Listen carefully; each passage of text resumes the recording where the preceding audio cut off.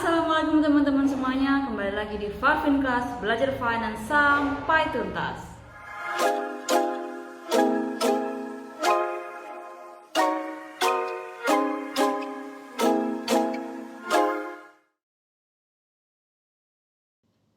Oke, kali ini kita akan membahas mengenai anuitas dan perpetuitas, yang mana materi ini merupakan lanjutan dari materi nilai waktu uang part 1 yang videonya sudah saya cantumkan di description box. Jadi yang belum nonton silahkan klik link di bawah ini. Oke, apa itu anuitas? Nah, kita coba lihat ya. Anuitas adalah serangkaian pembayaran atau penerimaan dengan jumlah tetap dan dalam jangka waktu tertentu. Misalnya kita setiap bulan menabung di bank sebesar 500.000 selama 1 tahun. Itu anuitas. Karena dari sudut pandang kita sebagai nasabah, kita melakukan pembayaran. Tapi dari sudut pandang bank, itu adalah penerimaan. Jumlahnya tetap, ya kan? Jumlahnya tetap dan punya jangka waktu tertentu. Artinya ada batasan waktu tertentu. Itulah yang disebut dengan anuitas. Jadi kata kunci dari anuitas adalah jumlahnya yang tetap dan jangka waktunya tertentu, dibatasi. Ya.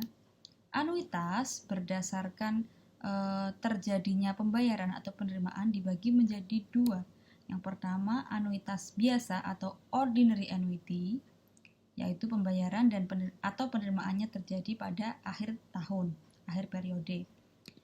Kemudian annuity due, yaitu pembayarannya atau penerimaannya terjadi pada awal periode. Anuitas dilihat dari konsep dasar nilai waktu uang juga dibagi menjadi 2, yaitu future value annuity atau anuitas nilai masa depan dan anuitas nilai sekarang atau present value annuity. Oleh karenanya kita jadi punya 4 jenis anuitas. Yang pertama, present value annuitas ordinary. Yang kedua, future value annuitas ordinary. Yang ketiga, present value annuitas due. Dan yang keempat adalah future value annuitas due. Nah, sekarang kita masuk di future value ordinary annuity. Di sini ada ilustrasi. Mbak Merin menabung rutin setiap akhir tahun sebesar $1.000 selama 4 tahun dengan bunga 10%. Nah, di sini kita mengetahui bahwa ini adalah ordinary annuity. Dari mana? Dari keterangan setiap akhir tahun. Jadi, pembayaran atau penerimaannya terjadi setiap akhir tahun. Kemudian pertanyaannya adalah berapa uang Mbak Merin selama 4 tahun? Maka ini adalah menanyakan future value. Maka ilustrasi ini meminta kita untuk menghitung future value ordinary annuity. Oke, saya berikan timelinenya seperti ini. Untuk menghitung future value ordinary annuity, kita lakukan secara manual dulu agar teman-teman bisa memahami konsepnya dengan jelas ya. Nah, pertama, kenapa garisnya ini saya tarik di bawah angka 1, di bawah tahun ke-1. Kenapa tidak di tahun ke-0? Karena ordinary annuity dibayarkan atau diterima setiap akhir tahun. Jadi, seandainya di sini saya memberikan garis kecil-kecil ya, misalkan Januari, Februari, Maret, April, dan seterusnya sampai Desember, maka pembayaran atau penerimaan terjadi mendekati akhir tahun pertama. Bisa Desember, bisa November, dan seterusnya. Pembayaran atau penerimaan pada tahun kedua juga terjadi mendekati tahun kedua, mendekati tahun ketiga, dan mendekati tahun keempat. Oleh karenanya garisnya ditariknya mulai dari sini, bukan dari tahun ke-0 ya, paham ya? Setelah itu cara kita memandang ini adalah dari perspektif future value. Jadi dari kanan ya, dari kanan. Kita tarik dari kiri ke kanan. Nah, pada tahun keempat, pada akhir tahun keempat itu aliran kas anuitasnya 1.000 dikalikan dengan 1 ditambah I dipangkatkan dengan 0. Kenapa di sini 0? Karena kita melihatnya dari kacamata future value. Di sini dari kanan. Maka dipangkatkan dengan 0.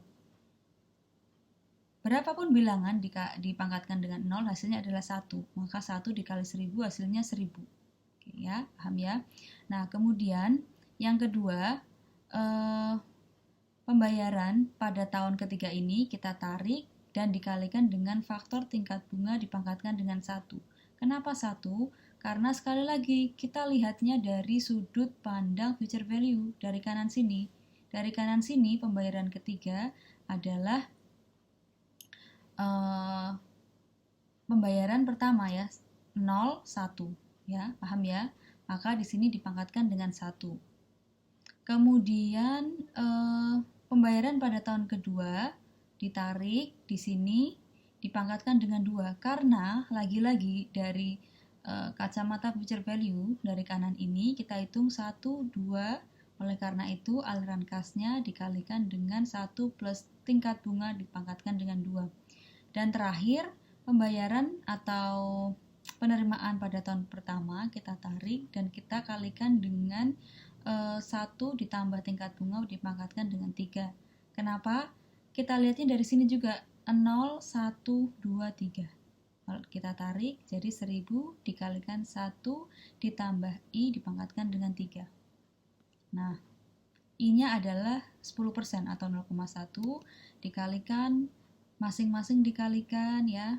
Kemudian kita totalkan, maka ketemu angka 4641. Atau secara matematis kita juga bisa menuliskan rumusnya seperti ini. Future value annuity sama dengan C, di mana C itu adalah aliran kas anuitasnya, dikalikan dengan 1 ditambah tingkat bunga dipangkatkan periodenya dikurangi 1 dibagi dengan tingkat bunganya. Nah, yang saya lingkari ini adalah future value interest factor annuity atau faktor suku bunga untuk nilai masa depan anuitas ya. Ini sama seperti dengan FVIF dan PVIF, tabel ini juga berfungsi untuk memudahkan kita dalam menghitung future value annuity ya. Nah, sekarang kita coba dengan mencari I-nya adalah 10% dan periodenya adalah 4 tahun, maka ketemu 4,641. Kemudian bagaimana caranya? Rumusnya kita lihat di sini, yaitu FVA sama dengan aliran kas anuitas dikalikan dengan FVIFA. Maka 1000 dikalikan dengan 4,641 menjadi 4641. Nah, sama ya. Apa interpretasinya? Interpretasinya adalah setelah Mbak Merin menabung secara rutin setiap akhir tahun sebesar 1000, maka setelah 4 tahun uangnya akan menjadi sebesar 4641.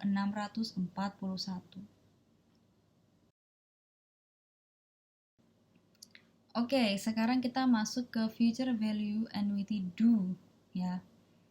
Kita berikan ilustrasi lagi. Mbak Merin menabung rutin setiap awal tahun sebesar $1000 selama 4 tahun dengan bunga 10%.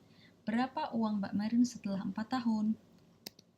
Jika digambarkan dengan timeline, maka gambarnya menjadi sedikit berbeda dengan future value ordinary annuity ya. Kita lihat di sini, karena dia dibayarkan setiap awal tahun, maka garisnya kita mulai dari tahun ke-0 ya. Entah itu bulan Januari atau Februari, yang jelas mendekati tahun ke-0. Dan kemudian karena kita diminta untuk mencari future value-nya, maka kita tarik garisnya. Nah, kita tarik satu-satu. Kita melihatnya dari kacamata future value ya, sekali lagi. Oleh karena itu, kenapa di sini tahun ketiga dipangkatkan dengan 1, tahun kedua dipangkatkan dengan 2, tahun ke-1 dipangkatkan dengan 3, dan tahun ke-0 dipangkatkan dengan 4. Ya, paham ya seperti yang tadi. Kemudian setelah itu kita jumlahkan, maka akan ketemu 5105. Artinya setelah Mbak Marin menabung secara rutin setiap awal tahun sebesar 1.000, maka pada akhir tahun ke-4, setelah 4 tahun, Mbak Marin memiliki uang sebesar 5.105. Begitu. Atau jika kita tuliskan rumusnya secara matematis adalah seperti ini. Future value annuity due, ingat ada D-nya. Setiap anuitas due pasti diberikan D di belakangnya. Sama dengan C dikalikan 1 plus tingkat bunga dipangkatkan N, dikurangi 1 dibagi lagi dengan tingkat bunganya. Ini dikerjakan lebih dahulu, kemudian dikalikan lagi dengan 1 ditambah tingkat bunganya. Jadi yang membedakan antara annuity due dan ordinary annuity adalah perkalian ulang dengan 1 ditambahkan dengan tingkat bunga. Ya. Oke. Nah, ini kita kalau mau menghitung dengan bantuan tabel FVIFA bisa, tetapi ada sedikit perbedaan ya. Caranya adalah, nah ini sudah saya cantumkan, FVIFA I, N plus 1. Dicari dulu, kemudian dikurangi dengan 1. N plus 1 artinya, jika periodenya 4, maka tambah 1. Jadi nanti kita menarik garis periode ke-5 untuk bunga 10%. Setelah ketemu, dikurangi dengan 1. Setelah itu baru dikalikan dengan aliran kas anuitasnya. Ya. Seperti ini jika dituliskan secara lengkap. Kita coba menggunakan tabel ya. Nah, jadi yang kita tarik adalah I 10% dengan N 5 ya. Bukan lagi 4 tapi 5. Kemudian ketemu 6,105. 6,105 kita kurangi 1 dulu ya. Berarti 5,105. Kemudian baru kita masuk ke rumus ini, aliran kas dikalikan dengan 5,105, maka hasilnya adalah 5.105 ya. Berarti uang Mbak Marin setelah ia menabung rutin sebesar $1.000 setiap awal tahun, setelah 4 tahun menjadi 5.105. Oke, paham ya? Kita lanjut. Nah, oke, sekarang kita bicara tentang present value ordinary annuity, ya, nilai sekarang dari anuitas biasa. Ilustrasinya adalah Mbak Marin akan menerima uang sebesar 1.000 setiap akhir tahun selama 4 tahun. Berapa nilai sekarang dari aliran kas tersebut jika tingkat bunga diasumsikan 10%? Oke, kalau tadi kita tarik ke kanan karena future value, nah sekarang kita tarik ke kiri karena ini present value ya. Oke. Jangan bingung kenapa yang tadi dikali dan yang ini dibagi. Ingat lagi di video nilai waktu uang part 1. Jadi rumus dasar present value adalah perkalian dari aliran kasnya dengan 1 per 1 plus I. Maka di sini adalah dibagi ya, dibagi bukan dikalikan. Oke. Nah, jadi karena ini dilakukan pada akhir tahun, ya kan? Maka garisnya kita meletakkan garisnya adalah mendekati tahun pertama. Begitu juga dengan tahun kedua, mendekati tahun kedua. Jadi bukan di sini ya, tapi mendekati tahun pertama, mendekati tahun kedua, mendekati tahun ketiga, dan mendekati tahun keempat. Kita tarik ke sini semua. Ya. Kita tarik. Nah, kemudian kita bagi antara aliran kas anuitasnya dengan faktor suku bunganya. Setelah ketemu, baru kita totalkan. Maka akan ketemu angka 3.169,9. Atau secara matematis, di rumus kita bisa melihat seperti ini. Present value annuity sama dengan C, aliran kas anuitasnya, dikurangi C lagi dibagi dengan 1 ditambah tingkat bunga dipangkatkan dengan periode dibagi dengan tingkat bunga. Nah, ini ya, ini disebut dengan Present Value Interest Factor Annuity atau PVIFA. Kalau kita menggunakan tabel PVIFA, maka rumusnya menjadi lebih sederhana, yaitu dengan mengalihkan aliran kas anuitas dengan PVIFA ya. Kita lihat di tabelnya. Nah, kemudian 10%, tingkat bunga 10% untuk N 4 tahun ketemu 3,169 ya. Ini kemudian kita kalikan dengan 1000, maka menjadi 3169 ya, sama ya. Present Value Annuity Do, ilustrasinya adalah Mbak Merin akan menerima uang sebesar $1.000 setiap awal tahun selama 4 tahun. Yang ditanyakan, berapa nilai sekarang dari aliran kas tersebut jika tingkat bunga diasumsikan 10%. Nah, untuk lebih mudah kita berikan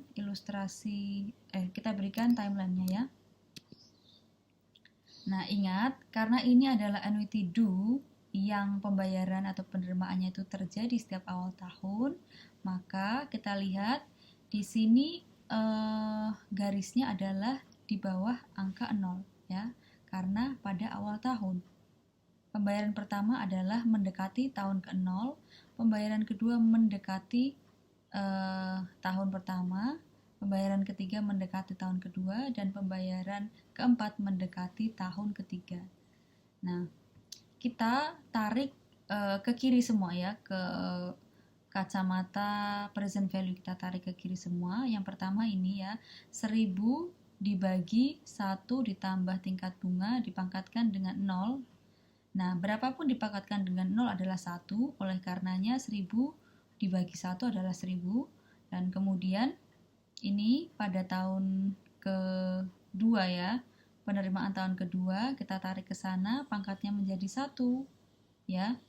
Kemudian begitu juga dengan penerimaan kedua, kita tarik ke sana, dipangkatkan dengan 2, dan penerimaan keempat kita tarik ke sana, dipangkatkan dengan 3 ya. Kita hitungnya kan dari sini, 0, 1, 0, 1, 2, 0, 1, 2, 3. Kemudian kita baru tarik ke sana. Setelah dibagi dengan masing-masing faktor suku bunganya, maka kita totalkan. Akan ketemu 3.486,9. Atau secara matematis bisa kita tulis rumusnya seperti ini. Present Value Annuity Due, PVADN ya, sama dengan C dikurangi C dibagi 1 ditambah tingkat bunga dipangkat N dibagi dengan I. Ini dikerjakan terlebih dahulu, kemudian dikalikan lagi dengan 1 plus tingkat bunga. Ingat lagi, yang membedakan antara present value ordinary annuity dan annuity due adalah perkalian dengan 1 plus I ya. Oke.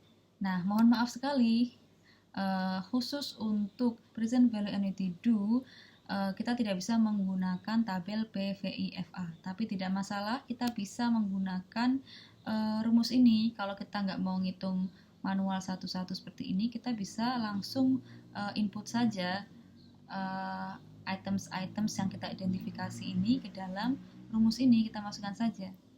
Peraturannya adalah kurung yang paling dalam yang dikerjakan lebih dahulu, kemudian diikuti oleh kurung luarnya. Di samping itu, kita juga harus memegang prinsip bahwa perkalian dan pembagian selalu diprioritaskan.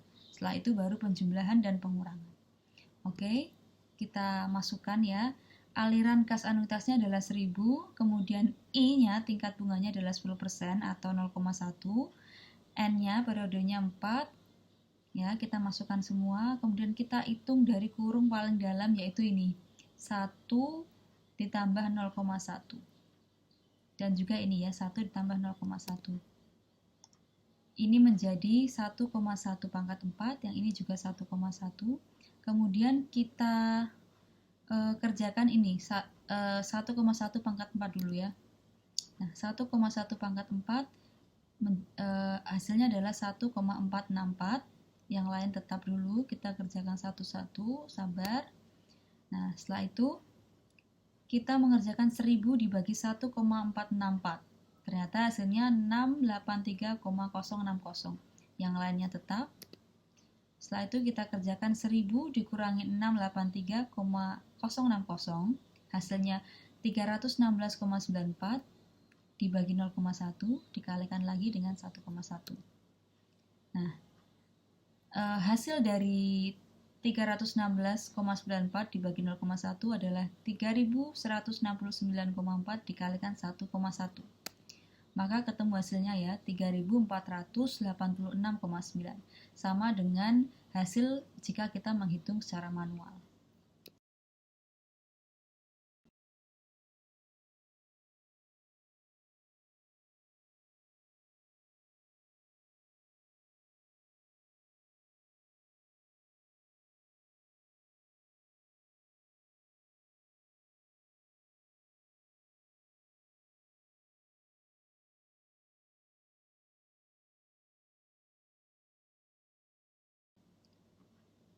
Oke, untuk lebih memahami perpetuitas, kita coba latihan soal ya. Di sini, Mbak Merin akan menerima uang sebesar $1000 setiap akhir tahun selamanya. Jadi tidak ada batasan waktu ya. Kemudian yang ditanyakan adalah berapa nilai sekarang dari aliran kas tersebut jika tingkat bunga diasumsikan 10%. Oke, kemudian kita lihat di timeline di sini ya. Setiap akhir tahun dia akan menerima 1000 ya, maka kita tarik ke kiri ke perspektif present value. 1000 dibagi 1 plus I pangkat 1 sama dengan sekian. Kemudian penerimaan tahun kedua kita tarik juga ke kiri. 1000 dibagi 1 plus I dipangkatkan dengan 2 sama dengan sekian. Dan seterusnya sampai penerimaan ke tahun tak hingga ya. 1000 dibagi dengan 1 plus tingkat bunga dipangkatkan tak hingga, maka hasilnya adalah 0,000. Atau secara matematis kita bisa tuliskan seperti ini. Aliran kas present value perpetuitas sama dengan C dibagi I, di mana C adalah aliran kas perpetuitasnya 1000 dibagi dengan tingkat bunganya yaitu 10%. Kita masukkan, hasilnya adalah 10.000.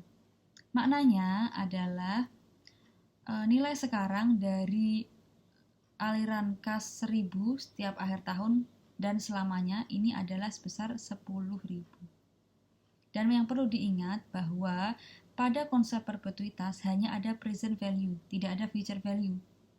Kenapa? Karena future value itu kan nilai masa depan, ya. Dan perpetuitas itu tidak ada batasannya. Sementara future value adalah nilai masa depan yang harus kita tentukan. Nilai masa depan tahun keberapa, tahun ke-5, tahun ke-6, dan seterusnya. Oke, paham ya? Nah, gimana? Mudah kan belajar finance? Kuncinya tuh cuma satu. Kalau kamu mau, kamu niat, kamu sungguh-sungguh, kamu pasti bisa. Jangan lupa klik tombol like, share, subscribe, and comment. See you on the next videos. Bye!